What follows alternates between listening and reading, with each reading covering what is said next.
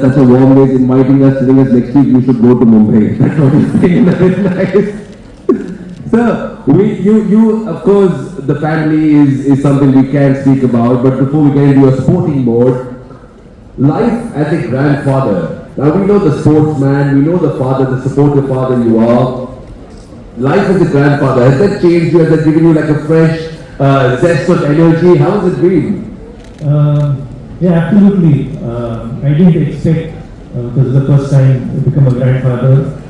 So, we only heard about other grandparents talking about their grandkids, but I never expected that, when you actually have a grandchild, the kind of feeling, I think that cannot be explained. It has to be felt. It's a great feeling. All the time, keep talking about her.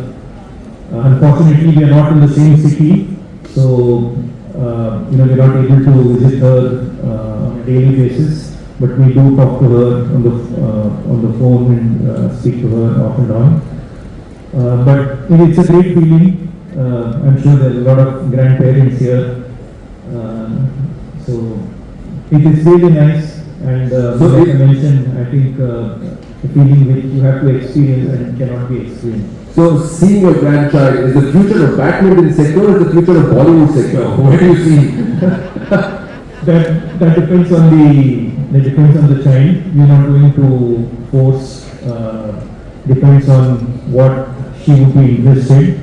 I think that's what we've learned, right from my childhood.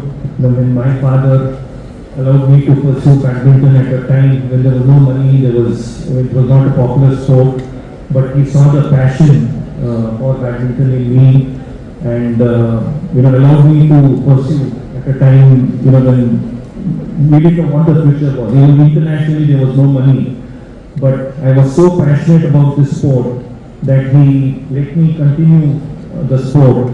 This was way back, I think before most of you were born, in the 70s. When without knowing what the future would be, but I was so passionate that they said you continue playing badminton, but we'll not be able to help you. You have to find your own way. So I'm extremely grateful to him for having allowed me to pursue badminton at a time when. So my advice to the parents who are here. If your children are passionate about something, please give them an opportunity to pursue their passion, even if it is non-conventional fields. But there is a difference between liking something, loving something, and being passionate about something. Being passionate, you can see them. They'll be willing to spend any amount of time. 12 hours, 16 hours, 18 hours a day. So if you see that kind of passion in your children, please let them experience that. There's no guarantee that you will succeed, but what it does is you are giving them an opportunity to try, and and they will also have no regrets later in life. If they've never tried, then there'll always be that doubt. That if I had, if my parents had allowed me to pursue. Just imagine if my father had, because I could have easily got into the best engineering or medical college on fourth quota in those days. But he said, it's up to you if you want to go into academics or you want to pursue badminton. So I pursued badminton and see what it doesn't mean that. See what India got from this man next to me. That's not just what you got, but what we got as a country. I'm not saying that everybody will succeed, but I think there will be two things. One is the child will have the satisfaction of having tried. And if they don't succeed, they will find something else. They are smart enough nowadays. They have a lot of options. So maybe it will be delayed by a year or two. And then you as parents, will have the satisfaction of having given them an opportunity to try. Absolutely, sir. That is one of the life lessons which I have learned. So we applied the same thing to our daughter. When they grew up, Deepika and Anisha both. I never forced them to play badminton because from my experience, I knew that always you have to see what the child wants to do, not what the parents, like or parents want to do. So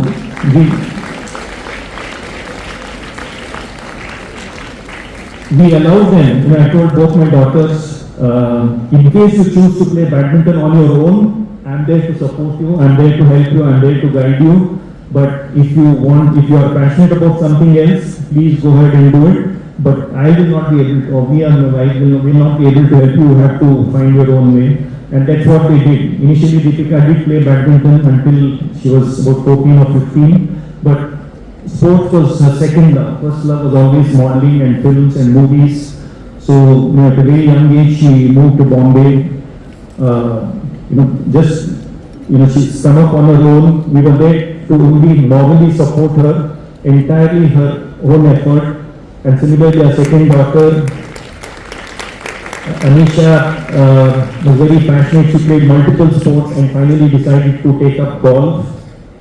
She played golf professionally and represented India and played golf. So I think it will be the same with our granddaughter as well.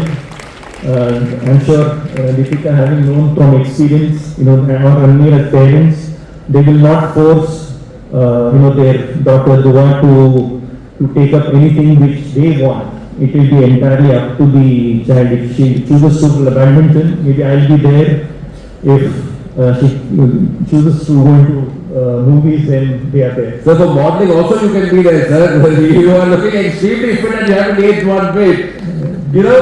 I see in front of me obviously a man who's achieved so much, but sir, in your eyes, when you talk about your family, when you talk about moments, there's a twinkle in your eyes, which really means that you're a really, really great achiever. You achieved so much in life, you have so much of happiness. I think that's the first mark of success in life, sir. Let's flash back. The young man on the court. Prakash, what made him the icon? What made him stand out, not just in the country, but in the world? You chose, I want to pursue this, I've got a passion for this. But passion alone is not enough. Then comes in performance, then comes in perseverance, and then somewhere down the line is success. What made you stand out? Well, I think in any field, one thing is to have goals, short-term goals, long-term goals. But more importantly, how you go about achieving those goals. A lot of the people, just dream, just have goals. I want to become like this, I want to become a doctor or a musician or a dancer or a cricket player or a sports person or a scientist. But, I think a lot depends on, how much hard work, you have to put in. There has to be dedication, discipline, determination, lot of patience. I think these are all common things, to achieve international success, in any field, not in sports. So basically, this has been my, journey. Maybe I was, very disciplined. I was very patient. Trying to learn from my mistakes because I grew up at a time when there were hardly any facility. We are talking of 60s when I started playing badminton at the age of 7, when there were no facilities at all. I used to play in a marriage hall. But one or two things which really which has really helped me not only just during my career but even otherwise. One was we never complained about lack of facilities. We were very happy with what we had. Like I said, we were playing in a marriage hall which was booked for 6 months in a year for marriages, and we could play only the remaining 6 months, but that too not at a stretch. But we never complained. We were happy with what we had, and the rest of the time we did something else. The second thing was there were not too many options. The only option was either you play for those 6 months or you don't play. There was no third option available. Go somewhere else, go study, or go to some other club or go to some other academy. Those options were not there. So in a way, I'm happy that we came up at a time when there were not too many options. So not just for myself, all the youngsters during my time. I think that has taught us a lot of good things. The value of time, value of money, value of so many things. So even now, if given a chance, I would still like to be born with all those challenges and not be provided everything on a platter. Of course, I'm not complaining, but I think the present generation should be happy. I think you need to combine, whatever you have at the moment, but not be entirely dependent only on others. Be more proactive. Try to take decisions on your own. Try to, whether in school or in any sport, or don't do just what is given to you. Try to be more proactive. Try to, question yourself. Try to add something more. So that way you will grow faster, as a person, as a student, compared to somebody else who only does what is asked of them. So I think that is what I did. I didn't have a coach, I didn't have any facilities, but just the perseverance, just a challenge to see how much I can push myself, and the passion. Passion was always there, like you said. Without passion, I don't think I would have continued. But to put that passion into practice, I think required a lot of sacrifices, lot of hardships, lot of difficulties, challenges. But you have to be patient. You have to learn from every setback. So that's what I did, and never actually worried about the future. Didn't have focus more on things which were in my control. The third part was, one was not to complain. The second was to focus on things which are in your control. So focus more on those. There are a lot of factors which are not in your hands. So there is no point thinking about things which are not in your hands. So every time there was a setback, there was a difficulty, I would ask myself, is this something in my hand? If the answer was no, just forget about it. Even though it was very unjust, just focus on things, like things which are in your hands. Like every time I went on the court or to the gym, I would give my 100% and be happy. Nothing more you can do. The idea should be to reach your full potential. Everybody cannot become an Olympic champion. Everybody cannot become a number one in the world. But the idea should be to reach your full potential, whatever that potential is. How can you do that in any field? By giving 100% in everything you do, whether it's in class, whether it is in give your 100%, don't hold back anything, and leave the rest to God. He's there. And if you do that in everything, every single day, it's not easy, easier said than done. But if you do that, I don't think you can do anything more than that. So that way, I think at least you will reach your potential. And at the end of the day, when you grow older, you should not have any regrets that, you did not give your 100%, because, then it is too late.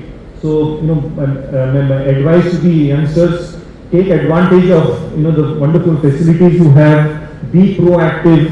You are living in a world, where there are so many opportunities, sky is the limit. So don't restrict yourselves, but at the same time, to reach the top in any field, to make a mark internationally, you have to make a lot of sacrifices, you have to be very patient. Unless you have these qualities as well, you will be mediocre, or you will do well at the maybe state level, national level. But I think you have a great opportunity. The platform is there, so everybody can provide a platform. But the advantage or the facilities which are there, to take advantage of those, that is all in your hands. He says it so easily, but it's not simple. Continue and keep the passion alive. So beautifully said, but like you're a sports, always have success and failure and challenges in every day of life. Let's get all countries. Not, there was no stardom at that point of time, sir. Defining moments. We see the success, we see the achievements, we see the laurels. What answers to get to the next level? What were the challenges you faced, and how did you stand out? Challenges, you will not succeed all the time. You will fail from every mistake or every challenge. Try to analyze. There was not too many opportunities, no coach to discuss, no computer. What did I do wrong? Why the other person won? What the mistakes, and work on those mistakes every time. And then go deep into the reasons for the loss, or the learn something from that, and try not to repeat those mistakes again. If you are able to do that, then